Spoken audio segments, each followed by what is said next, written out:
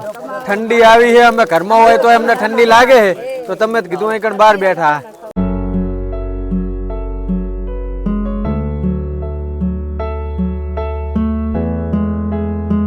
Hello મિત્રો, કેમ છો? જય ઠાકોરજી. હવે મિત્રો, આપણે જે સોશિયલ મીડિયાના માધ્યમ પર આપણા સેવા કાર્યના વિડીયો મૂકીએ છીએ, તો આજે એની સાચી મૂડી આપણને મળી છે. એટલે કે એ માધ્યમથી ઘણા લોકો પ્રેરિત થાય છે, અને આજે અમારા એવા મિત્ર એક છે, તો એ પણ એ માધ્યમથી પ્રેરણા મેળવી, એ વિડીયો જોઈને એમને પ્રેરણા મળી, અને એમને પણ એક મને સેવા કાર્ય સોંપ્યું છે. મેં એમને કહ્યું કે તમે પણ આ કાર્યમાં સાથે રહેજો, તો કે મારી પાસે અત્યારે સમય નથી, હું કામ ધંધા પર છું, એટલે તમે તમારી રીતે કાર્ય જલ્દીથી પતાવો. તો અત્યારે મિત્રો આપણો સામાન આવી ગયો છે, અને આપણે જરૂરિયાતમંદ લોકો માટે ધાબળા અત્યારે આવી ગયા છે. તો અત્યારે આ ધાબળા આપણે ગોડાઉને લાવીને મૂક્યા. હવે ગાડી આવે એટલે તરત આપણે અહીંથી જઈશું. તો જલ્દીથી મિત્રો આપણે દાંતેસણા ગામ પાસે વાદી વસાહતના લોકો આવ્યા છે, અને અત્યારે એમના બાળકો આ ઠંડીમાં ઠૂંઠવાતા હોય છે, તો અત્યારે એમને ધાબળાની સખત જરૂર છે. તો આપણે જલ્દીથી એ જગ્યા પર જઈ એ લોકોને ધાબળા વિતરણ કરીએ, અને દરેક લોકોના મોઢા ઉપર એક સ્મિત જોઈએ. અને મિત્રો, કોઈ પણ એકલો માણસ પહોંચી ના શકે, એની પાછળ પડદા પાછળ આખી ટીમ હોય જ છે દરેક ફિલ્ડમાં. તો અત્યારે આપણી સાથે પણ આ સેવા કાર્યમાં દરેક મિત્રો હર હંમેશ સાથે હોય જ છે. અને અહીંયા આપણે મેહુલભાઈ, પંકજભાઈ, સ્મિતભાઈ, આપણા મોટાભાઈ જયદીપભાઈ અને ડીજે મારા હર હંમેશ આપણા સેવા કાર્યમાં સાથે ને સાથે હોય છે, અને આપણો જોશ વધારે છે. તો ચાલો આપણે ટીમ સાથે જલ્દીથી દાંતેસણા ગામ પહોંચીએ. અને આ મિત્રો, કેમેરામેન કોઈ દિવસ વિડીયોમાં આવતા નથી, એટલે આ સ્પેશિયલી એમના માટે મેં મોબાઈલ હાથમાં રાખ્યો, અને હું કહું છું કે આપણા કેમેરામેન હર હંમેશ સ્વાગત, જે આપણા દરેક સેવા કાર્યમાં સાથે ને સાથે હોય છે. ગમે ત્યારે એમને કોલ કરી આખી ટીમને, તો એ અડધી રાત્રે પણ આવીને ઊભા રહે છે, અને આપણું સેવા કાર્યને બિરદાવે છે. તો ચાલો હવે આપણે નીકળીએ. ચાલો, તૈયાર?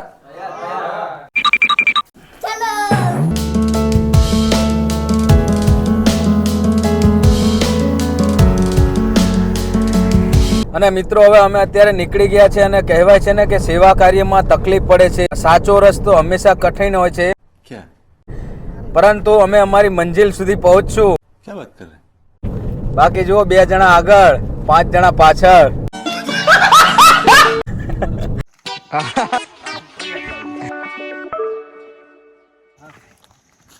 कौन है ये लोग? कहां से आते हैं?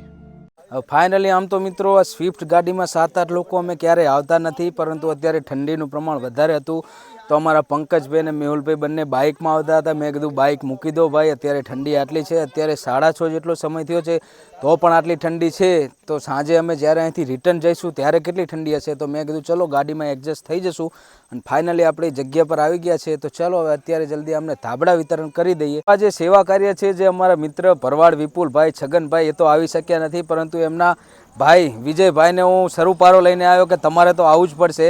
તો અત્યારે એ અહીંયા હાજર છે, અને ચાલો જલ્દીથી આપણે સેવા કાર્ય પૂર્ણ કરીએ. તો ચાલો મળીએ.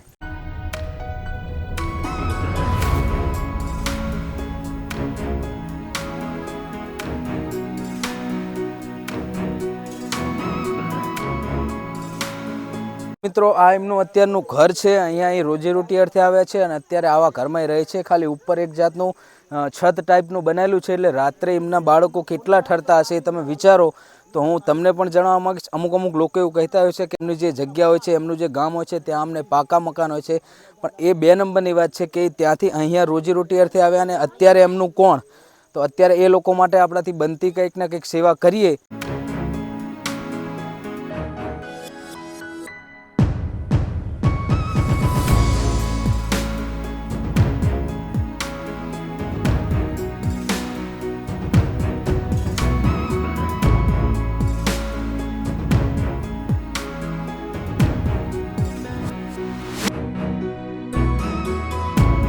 ધાબળો આપતા બાળક હસી પડ્યું, અને એને જે આનંદ થયો છે ને, એટલું જોઈને આપણને એમ થાય બસ આ સેવા જે અમે કરી છે, અમારા આત્માને એટલો આનંદ થાય છે ને કે અમે એક કોકને ધાબળો નથી આપ્યો, પણ એક મોટી અમારા દ્વારા એક હૂંફ આપવામાં આવી છે. તમને ખબર પડી કે ભાઈ તમે બધા રહો, એટલે અમે ધાબળાની લઈ આવ્યા. નાના બાળકો તમારે હેરાન ના થાય એના માટે.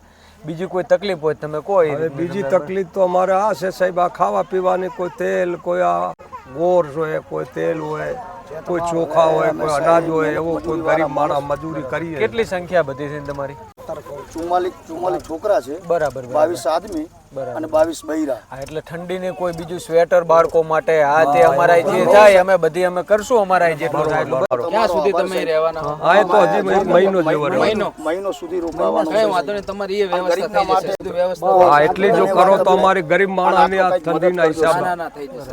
અત્યારે જો કુદરત મજૂરી ભગવાન માટે આવ્યા તમારો છીએ, હારો પણ અત્યારે મજૂરી કોઈ જીરાની મજૂરી આવતી નથી. ખાઈ દો. શું ખાવાનું તમારે? બિસ્કિટ ને? હા તો તમારા માટે બિસ્કિટ લઈ આવીએ. ચલો ભાઈ અહીં તમને બિસ્કિટ ખવડાવીએ હો બધાને. ચવાણું બિસ્કિટ બિસ્કિટ ચવાણું ને બિસ્કિટ બે. હા તો લેતા આવીએ હો.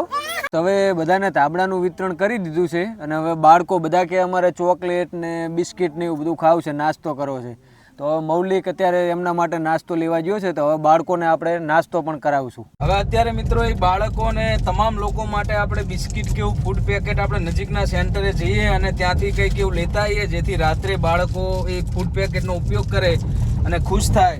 થઈ ગયું છે અંધારું અને શરૂઆત થઈ જશે ઠંડીની. આપણા માટે એ લોકોએ તાપણાની વ્યવસ્થા કરી છે કે તમે હેરાન ના થશો. ઠંડી ચાલુ થઈ જાય વધારે ને હે બધી ખુલ્લી જગ્યા એટલે પવન છે વધારે.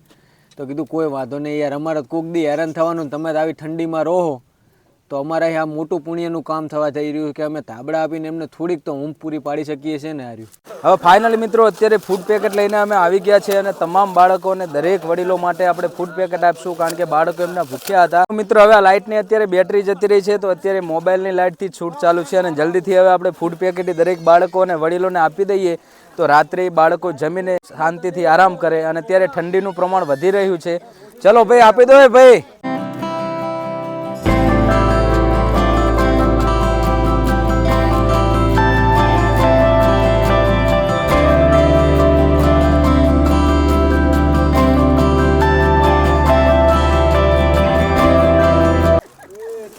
લઈ લો ભાઈ, ઉપર વાળાનો આભાર. અમે શું કરીએ કે તમારો હારો કરશે. બરાબર, બીજી કોઈ અમારી સેવા થાય અમે કરશું તમ તાર. બરાબર.